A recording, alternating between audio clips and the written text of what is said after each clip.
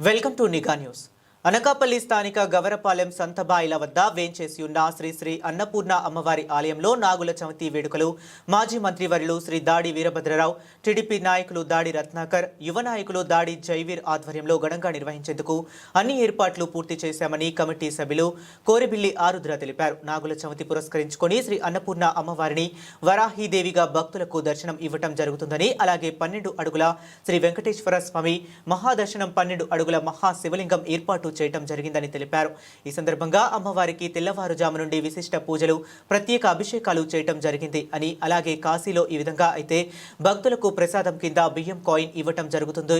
అదేవిధంగా నాగుల చవితి రోజు దర్శనానికి విచ్చేసిన ప్రతి ఒక్క భక్తులకు అన్నపూర్ణ అమ్మవారి వద్ద పూజ చేసిన బియ్యం కాయిన్ ఇవ్వటం జరుగుతుందని, కావున భక్తులు 50 మంది విచ్చేసి అమ్మవారిని దర్శించుకొని అమ్మవారి కృపకు పాత్రలు కాగలరని కోరారు.